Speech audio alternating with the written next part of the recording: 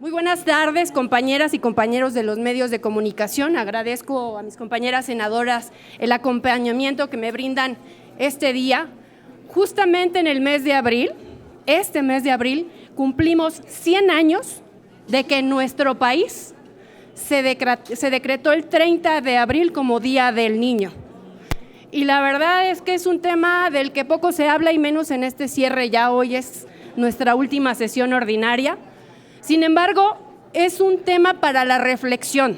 100 años de que se conmemora el Día del Niño y cómo está la situación en nuestro país. Más del 50% de los cerca de 40 millones viven en pobreza. Cada día son asesinados 7 niñas, niños y adolescentes. Cada día 20 de ellos son desaparecidos o se declaran no localizados. Tenemos una gran deuda y la deuda la tiene el Estado mexicano donde todos formamos parte. Y bueno, justamente les quiero compartir que hoy registré ya en la sesión 3 iniciativas de ley a favor de los derechos de las niñas, niños y adolescentes en materia de orfandad por feminicidio. Reforma a la Constitución Política de los Estados Unidos Mexicanos en esta materia, a fin de que el Estado otorgue apoyos económicos y atención integral a niñas, niños y adolescentes en condición de orfandad por el feminicidio de su madre o tutora legal, incluyendo la atención psicológica que garantice su sano desarrollo, atendiendo en todo momento, desde luego, el interés superior. Reforma a la Ley General de Víctimas, la Ley General de Derechos de Niñas, Niños y Adolescentes y la Ley de Acceso a las Mujeres a una vida libre de violencia. Se propone concretamente, compañeros de los medios, que se les proteja de manera integral. De verdad, nadie los toma en cuenta. Existe un dato, por ejemplo, en Guanajuato, existe una estrategia que se diseñó en el Sistema de Protección de Niñas, Niños y Adolescentes en coordinación con el Instituto de la Mujer, con la Procuraduría de Protección, que por cierto es la única que es autónoma junto con Coahuila en todo el país, la Procuraduría de Niñas, Niños y Adolescentes, donde sí se les destina un presupuesto para esa atención integral. Pero es el único estado que tiene esta estrategia. Hacia allá va dirigida esta iniciativa, para que se hagan las reformas que haya lugar y que esto sea en todo el país. Prevé también esta reforma el reconocimiento de calidad de víctimas, porque no se les reconoce como tal y son víctimas, se quedan sin su madre o sin la mujer que les cuida. Y también para que la Procuraduría Federal de Protección de Niñas, Niños y Adolescentes y las estatales de cada entidad federativa hagan lo que les corresponde. Y la obligatoriedad para que el DIF nacional y sus homólogos en todos los estados generen un sistema de información para que lleven los casos. En verdad, son un grupo sumamente invisible. Nadie los atiende, no saben en manos de quiénes quedan después de que asesinan a sus madres. Y también para que en el Banco Nacional de Datos e Información de Casos de Violencia contra Mujeres contenga información de dichos casos procesada en todas las instancias del país involucrada. Miren ustedes, según el Observatorio Ciudadano Nacional del Feminicidio, consideró en su informe Impacto del Feminicidio en México y las respuestas del Estado mexicano, publicado en el 2021, que el 75% de los casos la víctima deja al menos un hijo o una hija en orfandad. Existen trabajos incipientes de sistematización de la información en este informe anual de la implementación del Plan de Acción contra la Violencia contra Niñas, Niños y Adolescentes, y de acuerdo a información del 2021 proporcionada por las fiscalías estatales al Sistema Nacional de Protección, se identificaron 829 hijos e hijas de víctimas de feminicidio, 394 niñas y adolescentes, 396 niños y adolescentes y 39 casos reportados donde no se identificó el sexo. Este es un tema del que nadie habla. De hecho, del tema de las niñas, niños y adolescentes, pues el Estado está totalmente omiso en la protección de los derechos de la niñez, pero este sector en especial es totalmente invisible. En un segundo tema, la reforma a la Ley General de los Derechos de Niñas, Niños y Adolescentes, de la Ley General de Educación y de la Ley General de Salud. Esta iniciativa lo que busca es proteger la salud mental de la niñez. Se proponen acciones efectivas para brindarles herramientas para hacer un frente de la mejor manera posible a los problemas de salud mental que enfrentan y poner en el centro de la atención el derecho a la vida y al desarrollo. Miren, por ejemplo, en Ensanud, el porcentaje de población de 10 a 19 años que alguna vez ha pensado en suicidarse se ha incrementado en los últimos años al pasar de 5.1 en el 2020 a 7.6 en el 2022. ¿Qué está pasando con nuestra niñez?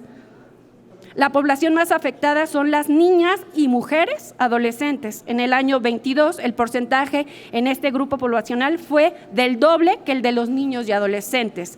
Los porcentajes de población de 10 a 19 años con sintomatología depresiva aumentaron en 2022 con respecto al 2021. Y, por ejemplo, en el año 2022, el 31.1% de la población de 10 a 19 años presentó síntomas depresivos y 7.1% presentó 2 síntomas. Del 2018 al 2020, de acuerdo a datos oficiales del INEGI, 3,478 defunciones de suicidios de niñas, niños y adolescentes, de los temas que nadie, absolutamente nadie habla. Ya presenté las iniciativas, me queda claro que hoy es el último día de la sesión. Ustedes, compañeros de los medios, saben que esto se va a turnar a la comisión respectiva y haré mi trabajo con el apoyo de nuestras compañeras para que en la próxima legislatura le den seguimiento, porque le debemos mucho a la niñez y adolescencia de nuestro país. Y finalmente pondré un punto de acuerdo, presentaré un exhorto para que todas las procuradurías de protección de niñas, niños y adolescentes del país sean autónomas, tengan presupuesto propio, personal suficiente y capacitado, porque son miles los casos que dejan sin atender, jerarquizan del más grave al menos grave, y eso no puede seguir pasando, porque justamente las procuradurías son los representantes de los niños violentados y el caso es crítico totalmente, y de hecho solo en Coahuila y en Guanajuato la procuraduría ya es autónoma. Muchas gracias y no sé si existe alguna pregunta. Sí, senadora, les pregunta Adrián Ojeda de CCO Noticias. Senadora, tengo 3 preguntas. La primera, usted dice que hoy terminan las sesiones, pero sin embargo usted puede seguir promoviendo esto en los congresos locales para ir avanzando, ¿no? Porque es una situación muy importante, sobre todo por el grado de vulnerabilidad de los niños y niñas y adolescentes. Creo que no más dejarlo como una idea, sino ir impulsándolo en los congresos locales para que cuando se inicie el nueva legislatura, pues ya esté un poco más reforzada por un lado y por el otro.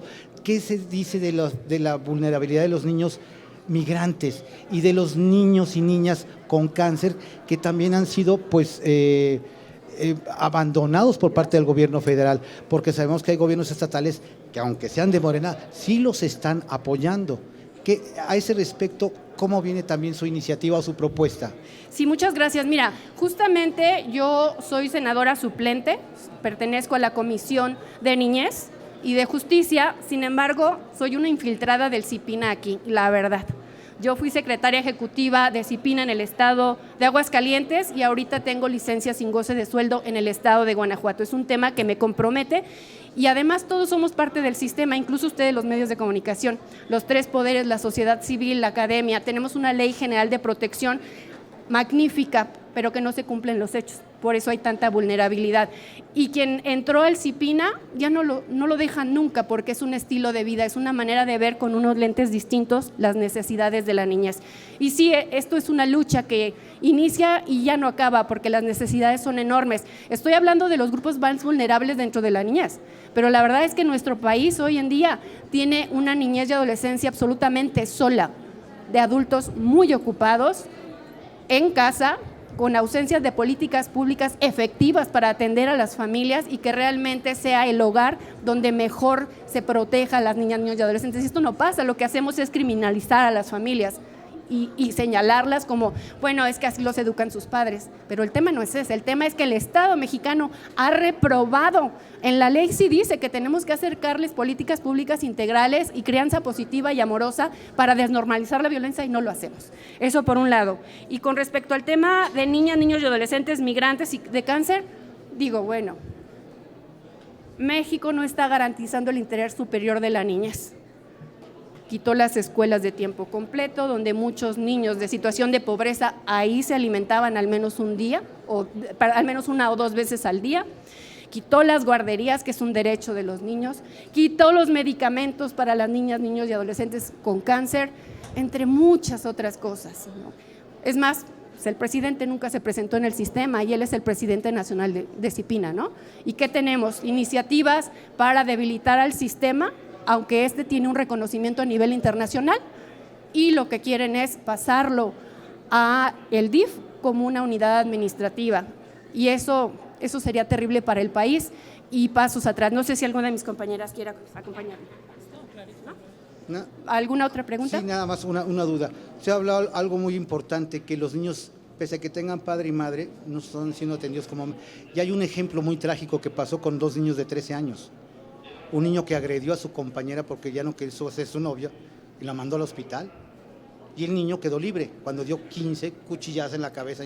Eso es una consecuencia de ese ejemplo que usted da de la mala atención de los niños por parte de sus padres. Todas las niñas y niños nacen buenos, todos, y se convierten en lo que los adultos de este país les enseñamos con el ejemplo. Pero además, cuando son víctimas no les creemos, pero además cuando son víctimas y llegan al Ministerio Público les instrumentan protocolos que ellos no comprenden, pero además les dictan sentencias donde no se les toma en cuenta su voz, aunque en la ley dice que deben de ser escuchados. Hoy tenemos, por ejemplo, muchos adolescentes en conflicto con la ley. Hace poco en la Comisión de Justicia metieron una iniciativa que afortunadamente se retiró para un mejor análisis, donde querían incrementar de 5 a 8 años de prisión la penalidad para los adolescentes en conflicto con la ley. Cuando los adolescentes en conflicto con la ley son víctimas del Estado, de su comunidad y de las propias familias, porque no hay una atención integral, no hay un interés por este sector, ¿no? Entonces, lo que se tiene que hacer es justamente castigar a quienes los involucran en la delincuencia organizada, que son muchos, y no criminalizar a los niños y a las familias. Muchas gracias, compañeros. Félix Muñiz, de Punto Aéreo. Adelante, Félix. Quizás yo nada más, aprovechando que está la senadora Kenia, preguntarte, hoy en la Cámara de Diputados se presentaron a ratificar el juicio político contra Arturo Saldívar. Sí va a seguir este proceso, se instalará la comisión instructora. ¿Qué va a pasar ahí, senadora? Híjole, Gallo, no se te va una, mi Gallo, no se te va una. Sí, gracias. Estuvo la fuente de diputados. Tengo que decir que los extrañé, muchachos, porque estuvo la fuente de diputados. Allá andaré después. Yo creo que no. Efectivamente, presentamos los senadores Claudia Edith Anaya Mota, Claudia Esther Valderas Espinosa, Gina Andrea Cruz Blacklech, la de la voz, Verónica Martínez García, Mayuli Latifa Martínez, Alejandra Noemí Reynoso Sánchez, Cecilia Margarita Sánchez García, Manuel Añorbe Baños y José Alfredo Botello Montes. Presentamos este juicio político contra Arturo Saldívar Lelo de la Rea, exministro de la Suprema Corte de Justicia de la Nación. Está enviado a través del área de comunicación del grupo parlamentario. Muchísimas gracias. Es el juicio político, como ustedes saben, se substancia en primera instancia en Cámara de Diputados y posteriormente aquí en el Senado de la República. En estricto sentido es porque, pues ya sabemos, a propósito de esta denuncia, que el señor ministro ocupaba de manera ilegal su cargo como presidente, pero tratando de respetar esta maravillosa conferencia que ha dado nuestra senadora, que además nos acaba de dar una cátedra de conocimiento de las niñas y los niños. Si me permiten, lo dejamos así y cualquier cosa lo vemos adicionalmente, agradeciendo, por supuesto, mi gallo, la pregunta. Pues sería todo, senadoras, les agradecemos Muchas gracias, mucho. compañeros de los medios.